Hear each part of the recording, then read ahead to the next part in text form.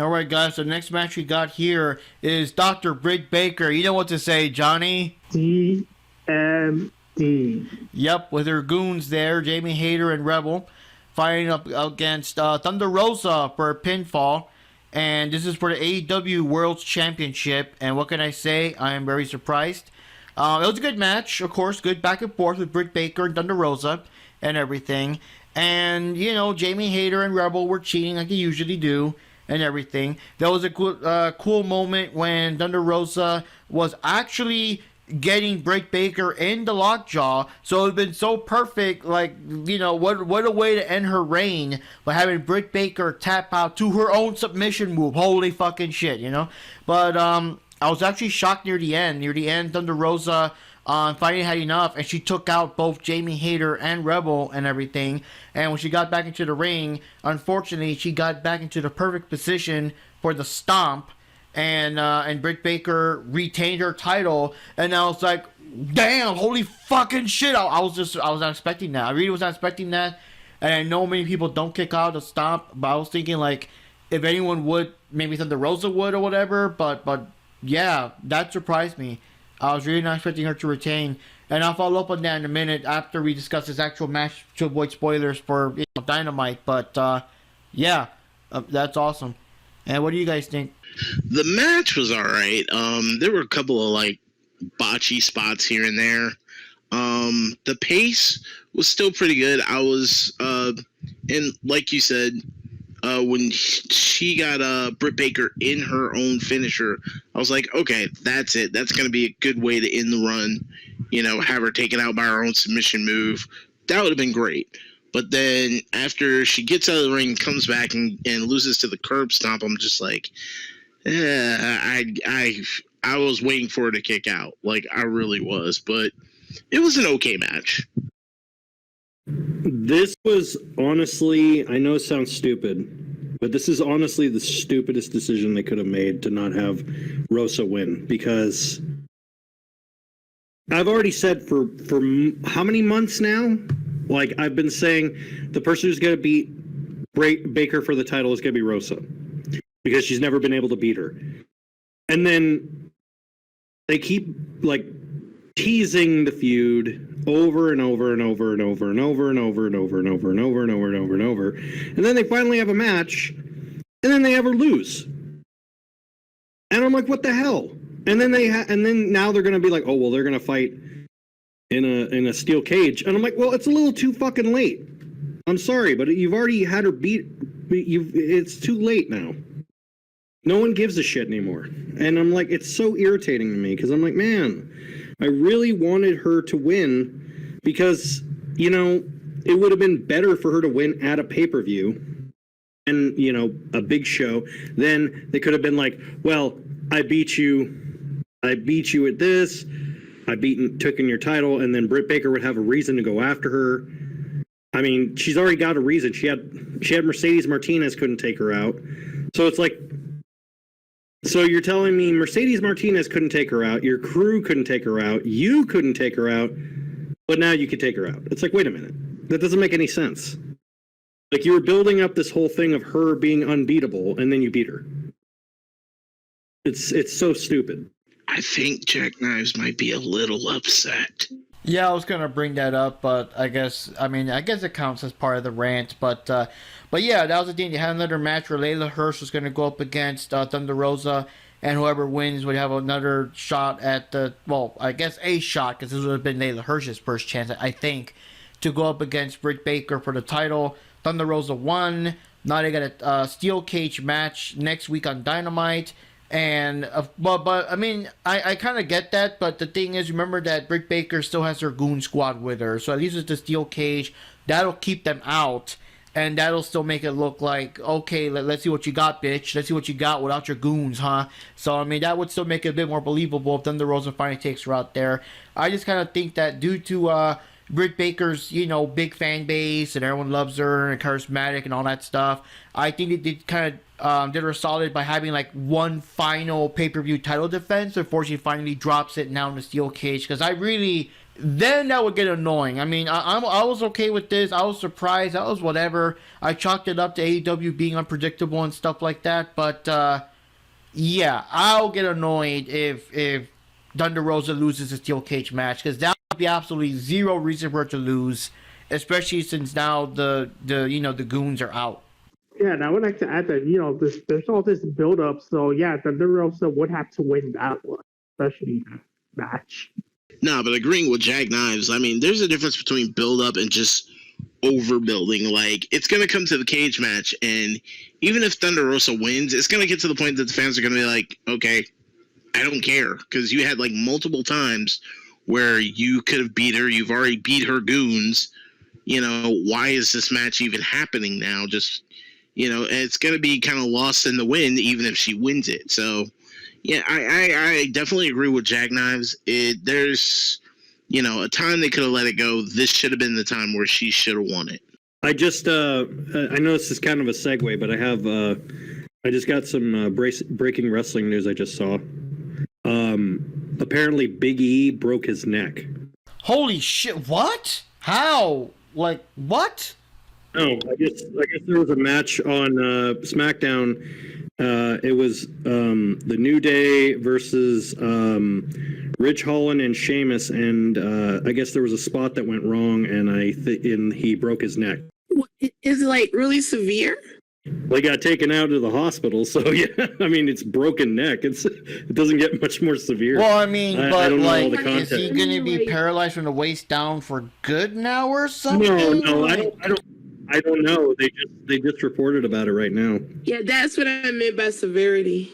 So far there hasn't really been anything. I mean, all they know is he's been taken to the hospital. That's it. Yeah, I was actually watching that match earlier.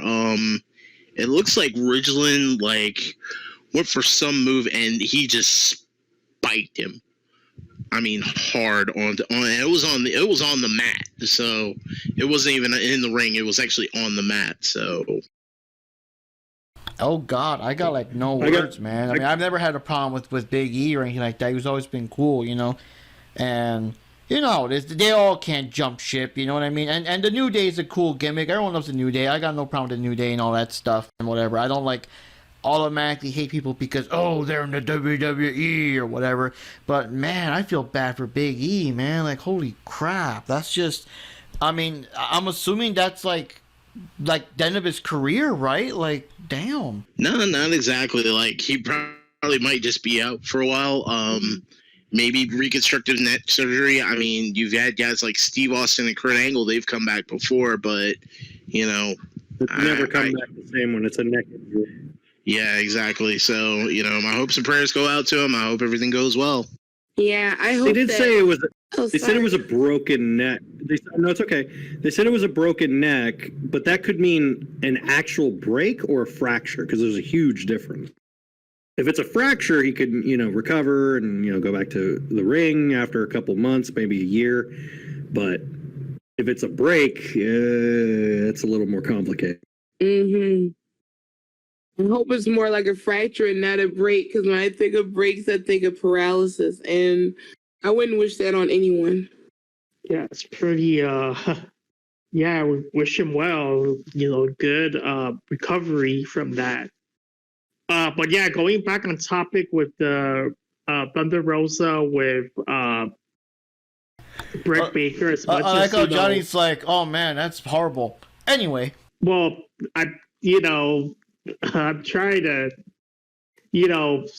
tell my opinions about this match. So what I thought about this match, it was a little lackluster, because pretty much like what everybody else said. I mean, there were many instances in the match that it really looked like Thunder Rosa was going to win.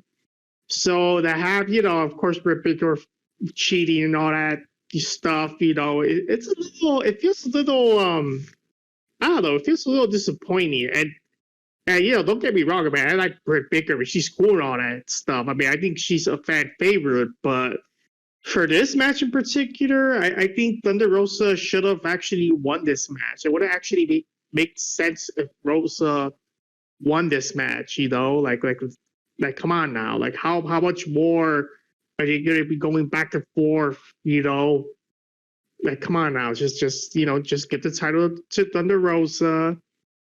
And they can always do a rematch or whatever, but at least give Rosa a chance for this match. Yeah, but that was wow. I'm still shook by the news. That's like, God. Oh, and I do apologize. I don't want to seem like insensitive, with the topic. Oh, no. I just, I just bad because I like, tell my opinions of the match, But that is pretty bad. Hopefully, it's something that he can recover and he can be able to, go back to wrestling, Okay, so quick update on that. I was just checking my Twitter, and he was actually on his Twitter feed in the neck brace, and he's like, I can't thank all of you beautiful people enough for your concern.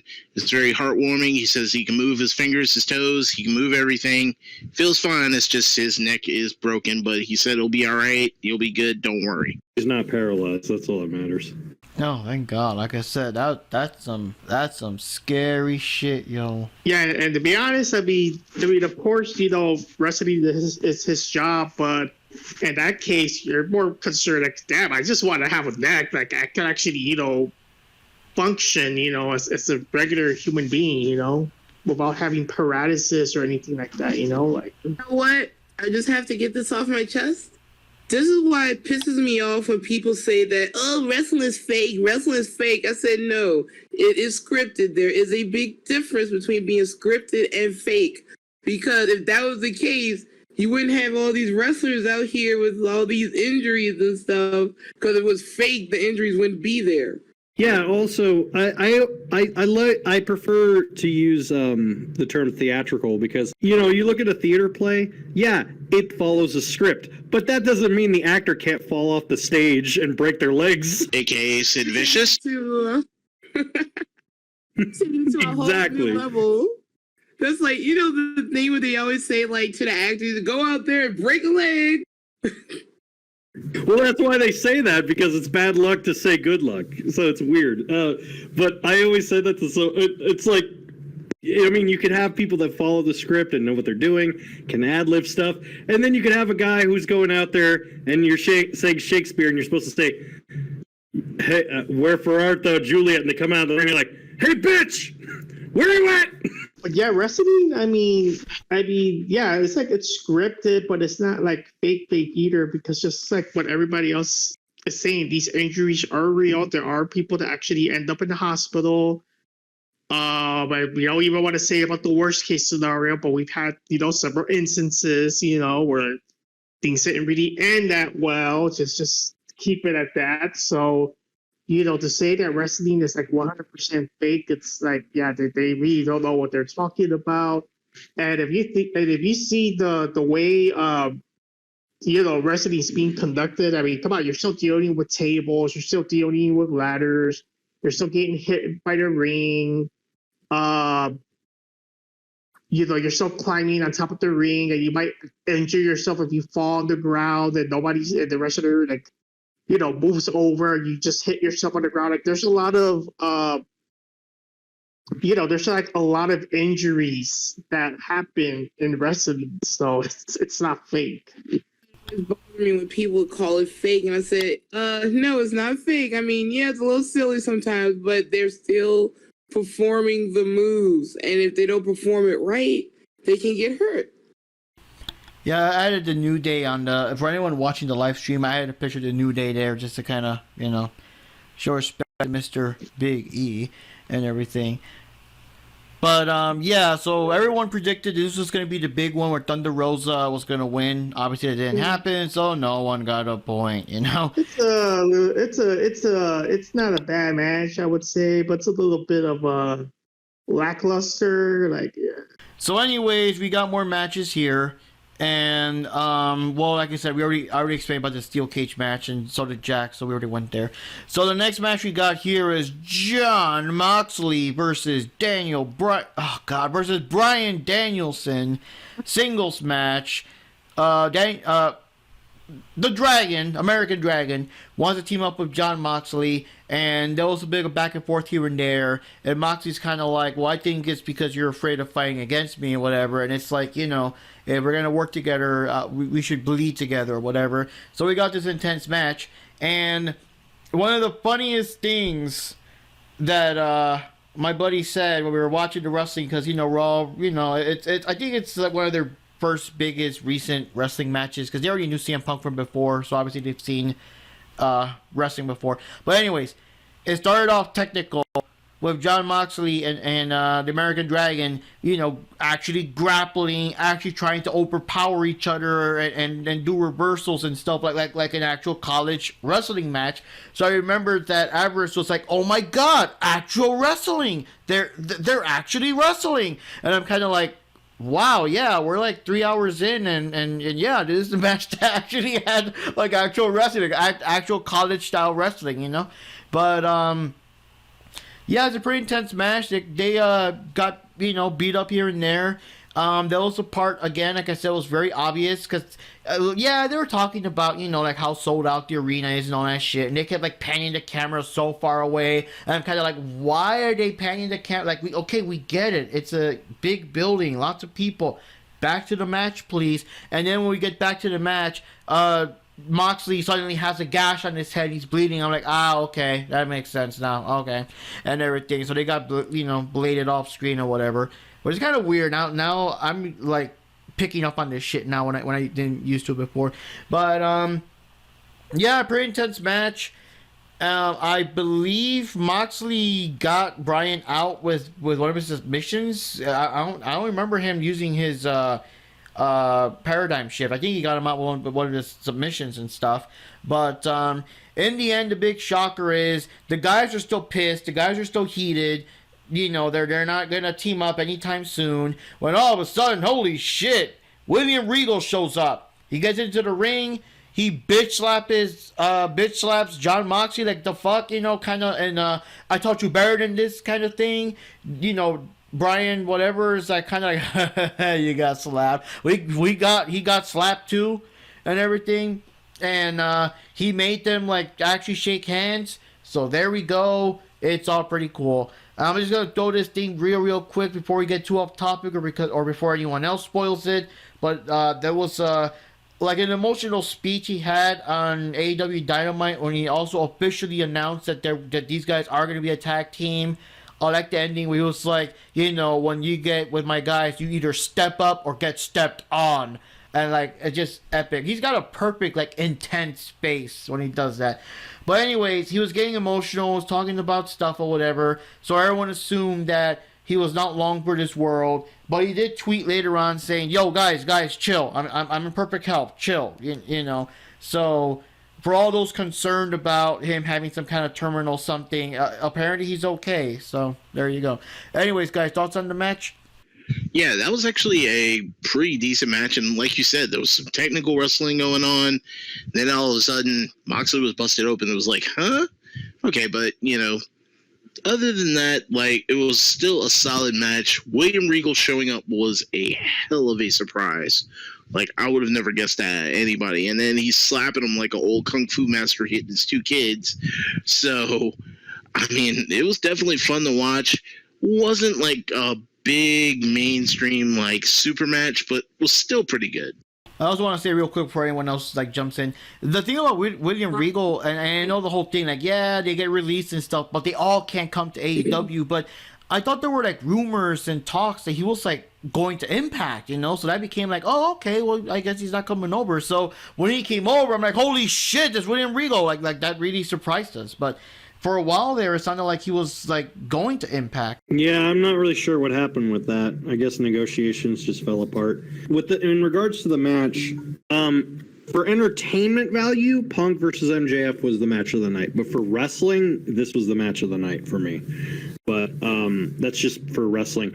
I got irritated at the finish because of the fact that Moxley won via quick roll up or sneak roll up, and the reason I got irritated was because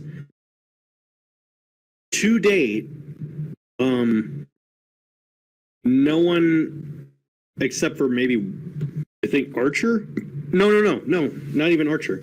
No one has been able to beat Moxley in AEW in a match, a regular match, clean. And that bugs me so much because I'm like, of all the people I would like to see him who would beat him, it would make sense to be Danielson. But as far as a back and forth, they put up a hell of a good show, and I did enjoy it though. Oh yeah, so it was a very good, intense, technical match. It did felt like you were watching college wrestling and stuff. So that's pretty good. It's a very good, decent match. So I'll just leave it at that. All right, let me take a look at this one. This one might have been a bit more divisive, I would think. Let me see here. There we go. Okay, so Johnny and oh god. Okay, so the only one that went for Moxie was just Ninja Panda. So bam, you're getting a streak there, Mr. Panda. All of us, me, Johnny, Jack Knives, and DJF, we all went for Bryan Danielson. But yeah, you're the only one that went for Moxley. So then we got the big match. We got the 6-man tornado tag team match, and I'll go into details what happened to some of these characters afterwards with no spoilers, guys. But we had the Andrade Hardy Family Office, so that's what the fucking thing stands for. Andrade Hardy Family Office, which is Andrade El Idolo, Matt Hardy, and Isaiah Cassidy going up against the team of Darby Allin, Sammy Guevara, and Sting. And what can I say? Hell of a match. Lots of cool flippy shit. Darby Allin, as usual, doing his crazy shit. Sammy Guevara grabbed, I think it was Cassidy, and actually did a Spanish fly off the Revolution, set logo, whatever, until, they just, I guess that weird gap opening thing that always seems to get collapsed that's outside the ring somewhere. Yeah, they fought backstage a bit and under the ground and stuff. But for me, the biggest spot of the night, considering the age and all that, is that holy shit, Sting and I think it was Hardy. Sting and Hardy went through fucking 3 tables, because they actually had 3 tables stacked on top of each other, open and everything, not flat, but open up and everything. And Sting went to 3 fucking tables, and I lost my shit. Between that and the Jay Conti kiss and the Wardlow double cross, those are the 3 biggest events for me for the night.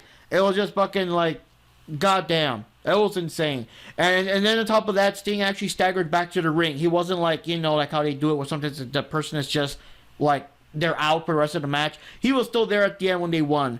And that was fucking amazing. I think Sammy Guevara got because everybody was still fighting outside and shit. Sammy Guevara, I believe, got the win. He got one of those, moonsaults or whatever to get the win. But it was pretty impressive. That was a hell of a match. That was just crazy.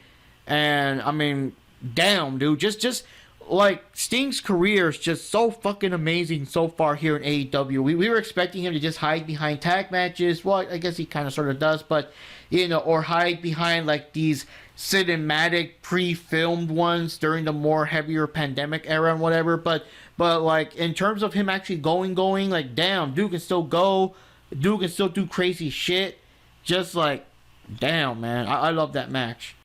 Really wish I could have seen that, because when I heard about that, and I was like, okay, that's nice. Yeah, they went through 3 to wait, you said Sting did? I was really shocked when I heard that. It just shows how cool he still is after all these years. And that's why you gotta come over to my place and check out the wrestling. Someday I will. Yeah, that was a big shock seeing Sting jump through the table, because I was like, what is he doing? I think everyone felt like that, what's he doing? But no, I was happy with it. I think it was interesting to see. It was a fun little match. I mean, it had its moments. It was basically just a spot match, but yeah, the highlight was definitely the whole ladder spot, or the table spot with Sting. That was definitely the highlight. For a fact, if I had seen this, like, it didn't know that was coming, I know for a fact I would have been like, oh my God, really, dude? I know how my reaction would have been if I had seen that. Yeah, I definitely lost it when Sting went through the table. Like, I don't think he's ever done a match that's even had a table involved, worse yet, jumped through it. So when he did that, I lost my shit. Yeah, that was definitely the highlight of the whole match. And damn, what can I say? Sting, he can still do it. That's what makes Sting awesome, and it's great that AEW is really giving him the credit he deserves. But yeah, this was a very good match. All these wrestlers are very talented on their own, but it was a great win with Sammy Guevara, with his team of Darby Allin and Sting. That was pretty good. It was a good, intense match. And yeah, what can I say? It's pretty awesome. Amazing how AEW treats their wrestlers as far as some stories go. And I'm just comparing to like how they would have treated Sting if he would have been, if it was a WWF or a WWE situation. They fucking almost ended his career. Like, they almost killed his ass there, man.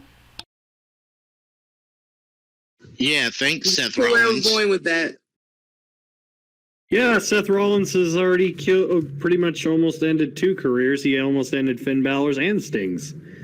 And yet, he's still one of the top people. Oh, God. So just a kind of update on what's going on with these guys. First of all, the Andrade Hardy family office imploded. They voted out Mr. El Idolo actually voted out Matt Hardy, despite the fact that, it's his group and he started or whatever, but everyone wants Hardy out. So now I guess Andrade is in charge, and that's a big thing. And then to make it even more shocking, of course, was Jeff Hardy showing up. That was like this past Wednesday was the exact day that his non-complete calls and all that shit ended. So it was a perfect time. And of course, everyone has the meme, the joke, and all that stuff. That was funny how everyone's just ganging up and beating the shit out of Matt Hardy, but Jeff still has time to do his little dance to his intro before he can go in and help his brother out and shit. And then Sting and Darby actually showed up there too. And I don't know, it's kind of weird. They all kind of gave themselves a bit of a face-off there. I don't know, if they're gonna... I guess they'll have a match eventually or something. But for the time being, they're all united against Andrade and his now new, ever-expanding cronies. Because at least Private Party and the Butcher and the Blade are with them. We're not sure if anyone else or the Bunny or them will be with them too, but I guess we'll find out. And on the other side, Sammy Guevara, after all the crazy shit he did in this match, he already went injured defending his title against Scorpio Sky.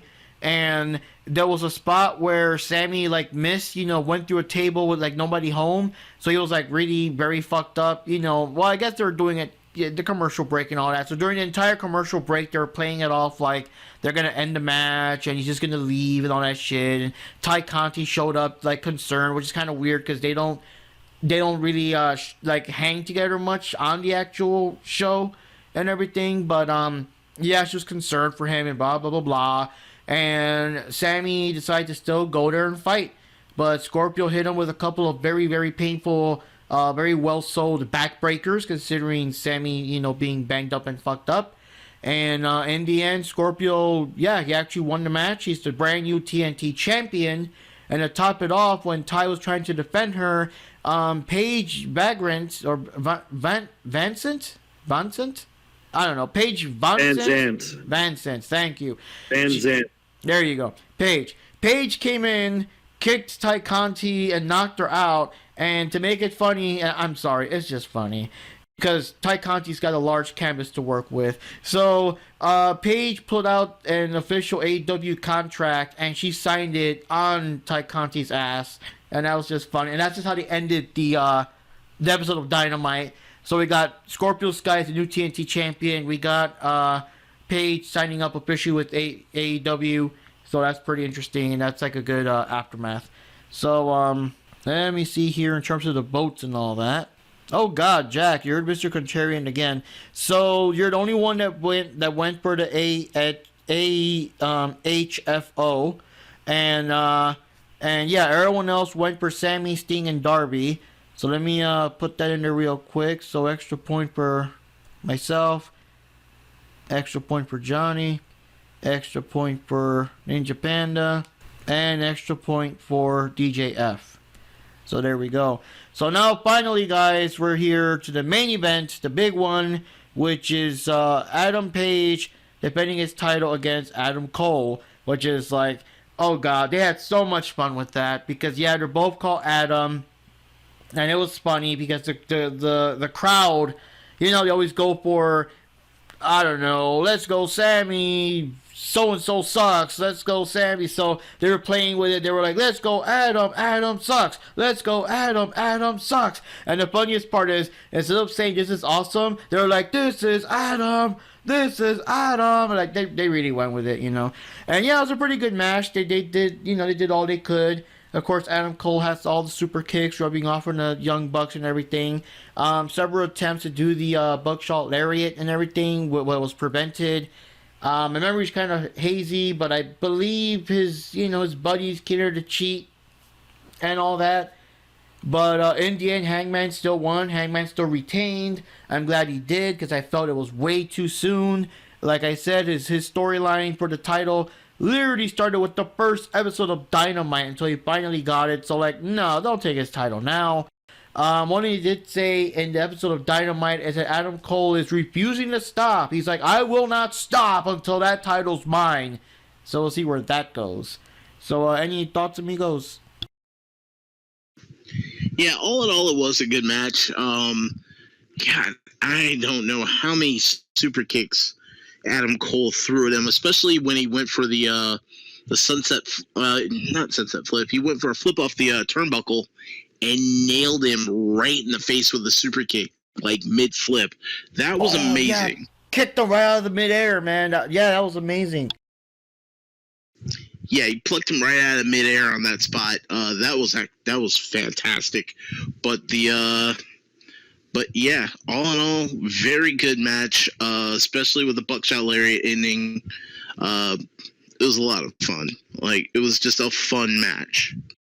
Yeah, it was a good, great ending to the show. I enjoyed it. I thought it was pretty fun. I knew Paige wasn't going to drop the title anytime soon because they seem to be having this thing where if you're the champion, you're going to have it for at least 2 pay-per-views, give or take. So, yeah, I had a feeling Paige wasn't gonna lose, and I was happy. Cole got to show off what he does best, and yeah, I'm glad they don't. I'd rather Cole. I'm kind of curious what they're gonna do right now. I mean, I have my theories, but I've also often been proven wrong with AEW because they seem to try to change things up a bit too much sometimes. But I don't know. I'm curious to see what they're gonna do with Cole and the Bucks and Red Dragon, and I have my theories, but yeah. But yeah, overall I enjoyed it. I thought it was a good match. I thought Paige did a fantastic job. The other thing I also like that like there's feuds and stuff, and there's people going after the title, but I like how there's still a couple of title defenses here and there. I offhand can't remember, but Dynamite Paige still defended the title against someone and all that, but I just like that, man, because I just don't like the titles. I mean, obviously down the line, you know, as we go into the history where, I don't know, Jericho's like champ 3 or 4 times or some shit, or Jade's champ 2 or 3 times. Like maybe when you get that far, you'll have these like 1 week or just 1 month worth of title reigns. But now these people are first time champs. I like that they get a chance to defend the title against other opponents, because WWE, especially with Charlotte, like so many of the feuds are just them versus Charlotte 1,000 times until whenever the fuck she finally wins, because she just won't go away until she wins the title. And there are no in between feuds. You don't see Becky or whoever or Sasha or whoever WWE else. always hot potatoes their titles. Yeah, but that's what I'm saying. But you don't see like okay, have Sasha defend her title against 3 different opponents, against Naomi and Bayley or whatever, and then have Charlotte win it. But no, the entire feud, the entire time is just multiple Charlotte matches until she finally wins. So I do like that, even though Cole is with this whole, I'm not going to stop until that title's mine or whatever, at least Hangman Page in the meantime is still defending his title here and there against other people. And it's not just, Cole will challenge as many times as he has to until he fucking wins or whatever, Like even Britt Baker with her whole Thunder Rosa thing, she defended her title against several opponents. It wasn't just her and Rosa 10 times, Might be 3 times, but not 10 times, Yeah.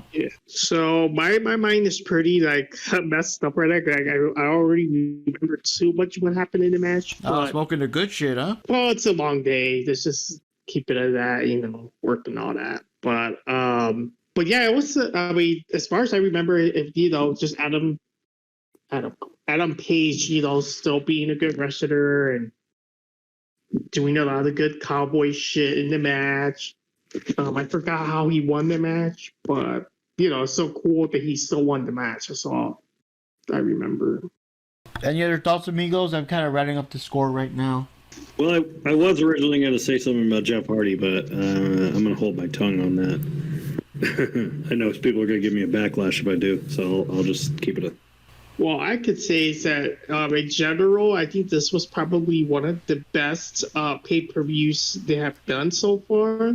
I don't know. I just feel like this final product is much better, it's much better polished. And again, I'm joined a little bit of the shade, but yeah, there's just proves that you don't really need to have Cody Rhodes snubbing it in all the time and these pay-per-views. Like we could they could run the show about it.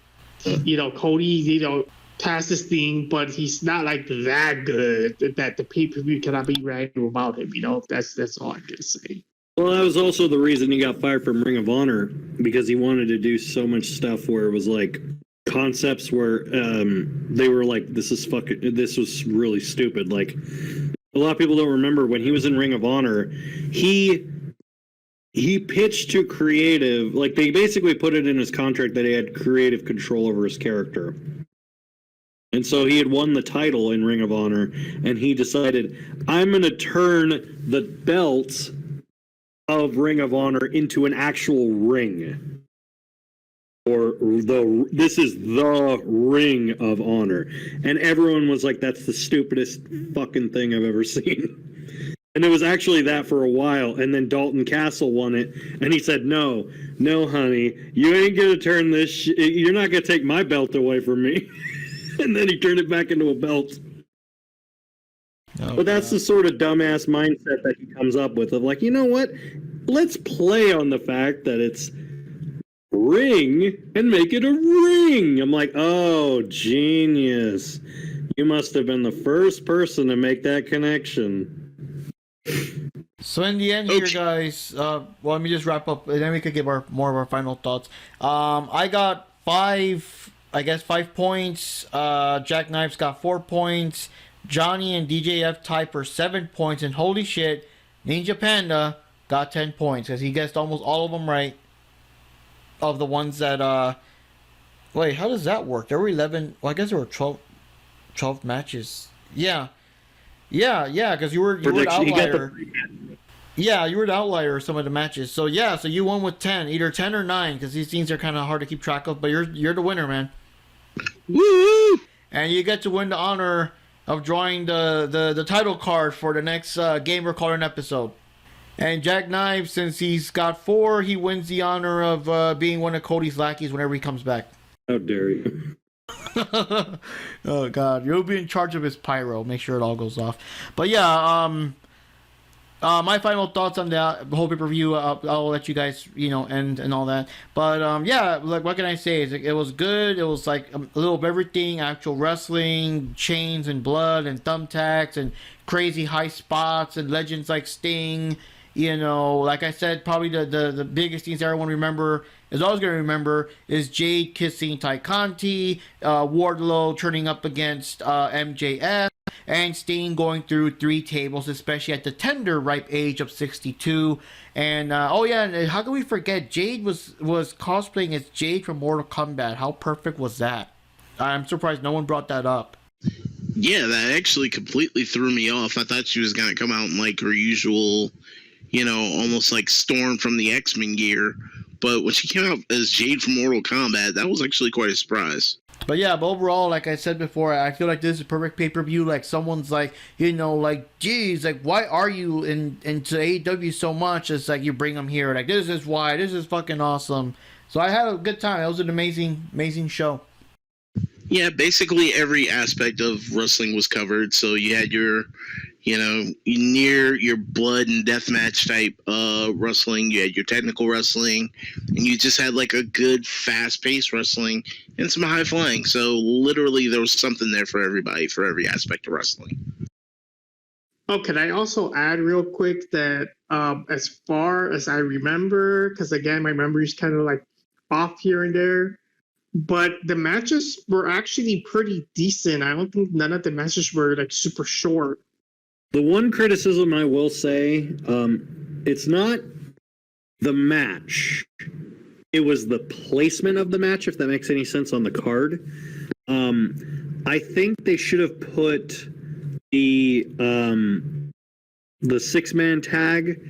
They should have put that match earlier in the card, and then they could have put the Danielson-Moxley match a little further down the card, because the fact that they had the Moxley-Danielson match and then they had that match after, you could hear the crowd was kind of exhausted. So, I mean, between that and then they also had, the dog collar match, like the crowd was getting like, oh man, how much, So I was just thinking about that, right? Yeah, and honestly, the pay-per-view it did feel a little long in certain aspects, and I think it's because of that. It's just the way certain matches were placed. And, the only match that I honestly thought that was kind of like a little bit on the lackluster side of it was the Thunder Rosa one.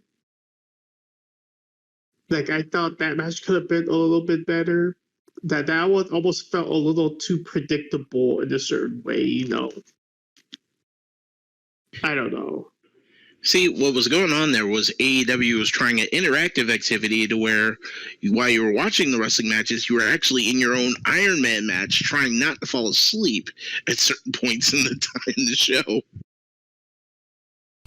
I gotta say though, for me, I was wide awake, and we bought, like, after the last podcast, it was not originally planned, but after the last podcast, we were talking about like the matches, and there's so many, and it's a stacked card and shit. Like, we better get some energy drinks, yo. So I'm like, fuck yeah, you know what? You're right. So I started stocking up on energy drinks. We had like about 10 cans of energy drinks of different kinds, like Monsters and the Kickstart one and the Mountain Dew one and all them. But like, we didn't need them. We were just like, by the time we got to Adam Cole versus Adam Page, we were still wide awake. We were just bouncing off the walls. Maybe it was like all the sugar from the snacks or crap, but we were wide awake. Well, I was saying, there was one pay-per-view way back with WWE where the main event was Roman Reigns versus Triple H. I know, for the title. And it was something that, because of course this was when Vince was cramming Roman Reigns down everyone's throat. He was doing like the Captain Marvel push. Everyone and their mother knew that Roman Reigns was going to win the title that night, But But that match, that event had like a fucking 2 or 3 hour kickoff show. The actual fucking event was 4 or 5 hours. By the time they got to the main event, we were like tired. Everyone was fucking like the audience. Everyone was like worn out. And every time that Triple H would kick out or do whatever to prolong the match, everyone groaned because, dude, just we don't care at this point. It's like past midnight. Just spear the guy. Yeah, 1, 2, 3. Get the title and let's all go home. I think one mistake that the WWE does is the kickoff show. I think they make it too long, and I know that they're trying to do the whole because their format is kind of sort of like copying like ESPN with the sports commentator talking about all these matches and the prediction, all this stuff. But I think that AEW nails it better because I think just having the buy-in and having those few matches, the way I think their format is way better than WWE. Yeah, they get carried away whenever I always thought WrestleMania. I've never really watched the kickoff that much because I just want to watch a pay-per-view. Yeah, I mean, it was also an hour, but they started doing that shit that whenever it was like, one of the bigger events like SummerSlam or WrestleMania, let's make that shit 2 or 3 hours too. Like, dude. And then you got WrestleMania. Now it's a 2-day event, which makes sense during the pandemic.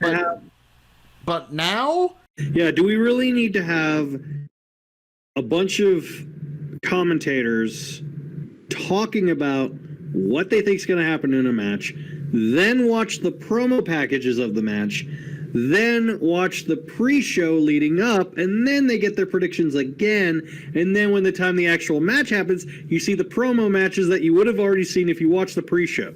I'm like, for fuck's sake, let me just watch the match. You could literally just be like, who do you think's gonna win? This guy. Who do you think's gonna win? That guy. Okay, moving on. Like, it's not that hard. It's different with us because we're actually, fans and stuff. These are people financed by the company. Do you really need to pay people to stroke off the ego of the company that they work for?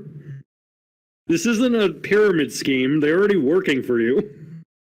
I'm just surprised, like I said, that they're still doing WrestleMania for 2 fucking days. Like, it made sense before. Well, actually, no, it didn't before either.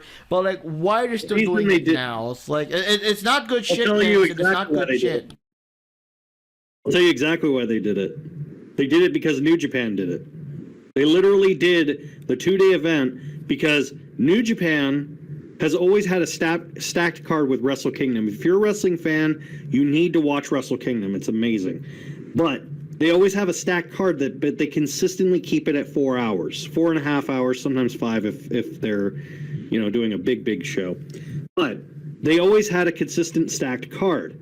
The problem was they saw what they wanted to have more things, more events, but then they saw the effect of what was happening with that WrestleMania that you're talking about, the one that was actually ended up being 9 hours, including pre-show. And they were like, that's ridiculous. That is ridiculous. And then they said, why don't you just split it into 2 days? New Japan, the first Wrestle Kingdom they ever did, where they split it into 2 days. And they made it a 2-day event. So they decided to make Wrestle Kingdom 14 was the first time they ever did a 2-night Wrestle Kingdom. Sure enough, once Wrestle Kingdom announced it, because Wrestle Kingdom's in January, wouldn't you know it, the next month, WWE goes, WrestleMania, first time ever, 2-night event. It's like, oh, I wonder where that idea came from. You creative geniuses. I mean, statistically, there's a reason New Japan matches get a higher rating than WWE ever has in their entire history. It's because they consistently put on matches that you can rewatch and go, damn, that's wrestling. That's fucking awesome. There's a reason everyone who works in the wrestling industry wants to work for New Japan at some point or has worked for New Japan at some point because they give a shit about wrestling and it's all about respect. Whereas, WWE, it's like, well, money's nice. Or I remember who said it best. There was, I think Keiji Muto said it, or no. Liger. Yeah, Jushin Thunder Liger said WWE is where wrestlers go to end their careers. New Japan is where they go to have their careers. Oh God, I mean, yeah, it really is, especially nowadays. Is you're in your career, or they end your career for you? Like, jeez. I don't care, man. I still want at least another decent AJ Styles versus Shinsuke Nakamura 3. God damn it! Why, you're that anxious to see him get his balls busted again? Yeah, that was the minute I stopped. I'm like, no, I have zero respect for WWE's creative decisions. Anything they do is garbage from that point onward. Because how do you fuck that up? Legitimately, how? You have two of the best wrestlers on the planet. You have it at your biggest show, and how? I don't understand how you could fuck that up that bad. Exactly. Like, literally, they both got there. They had the match. And I was just like, all right, I've been waiting on this since the last Wrestle Kingdom. I'm down. I'm ready to see this. And it was a complete and utter shit show. That was when I officially quit watching WWE. I was done with it after that. Same. My dad still watches it because he goes, I know, this is exactly what he says. And I know people that are like this. And if you're like this, I'm sorry that you are. He says, I know it's a train wreck. I know it's terrible, but I want to see it explode. And I'm like, no, by you watching it means it's not going to explode. The only way you can get them to stop is to stop watching. It's like Freddy. You take away his fear, he has no power. Oh man. So anyways, guys, yeah, we're kind of going over and on this, but I mean, bottom line, I looked pay-per-view, it was pretty cool, a lot of fun. We'll see what happens when the next one comes up, but especially now, because yeah, this was Dynamite was one hell of a big reset. So we'll see what happens now with these new factions and new teams and new enemies and whatever else. And yeah, we gotta see what's going on. I'm surprised that MJF wasn't in the last episode, so let's see what happens now. Or if they bring in some other guy to replace Wardlow for the Pinnacle, or the Pinnacle's just gone. I mean, I don't know. It's all crazy. You know, what's it called? FTR fired Tully Blanchard. There was a segment about that and everything. And yeah. And, oh yeah, one last thing I forgot to mention, because, I mean, it wasn't a match or anything, and I don't think Wikipedia lists things that aren't, like, the actual matches, but Swerve joined AEW, was introduced by Tony Schiavone and all that, and he had his first match today, I think. It was Swerve versus Tony Nese or something, so that was pretty interesting, but, He's also going to be at, a bunch of people are going to be at the returning Ring of Honor show, Supercard of Honor in April, but Swerve is going to fight, and there's also going to be an open title, Ring of Honor tag team title from the Briscoes against an open challenge, so the theory is it's going to be the Hardys fighting them. Yeah, they've been going back and forth a lot on social media, like calling each other out and yeah, let's do this and all that kind of stuff. So let's see. That's another thing. I know last time we just stuff happened that got in the way, but are you guys, you want to watch that one and review that one so we could kind of vary it up a little? I'm gonna see it regardless, so. Oh, hell or high water, I'm definitely gonna see it. Yeah, can you guys kind of help me, I guess, keep track of when and where, whatever, so I could, not miss it? Yeah, no worries. Yeah, there we go. And that way our podcast isn't once every, 4 months or so. Whenever they do their pay-per-views, they'll give us an excuse to, and also cover whatever other news. They're not coming back until April, so instead of WrestleMania, we can just watch that. I mean, you know me, man. I'm done with WWE, so I had zero plans of watching WrestleMania, especially now it's a 2-day drag. Like, no gracias. Well, when WrestleMania in, not this year, but next year, it's going to be in Hollywood. And what's funny is every year, you've heard of WrestleCon? You guys have ever heard of WrestleCon? I've seen it mentioned here and there. Okay, so WrestleCon is like a / Starcast. Sometimes they call it. Sometimes it's Starcast. It's a counter WrestleMania convention with all the wrestlers, all these other wrestlers, and they come to these shows, and they have a big ass convention, literally the same city of wherever WrestleMania is.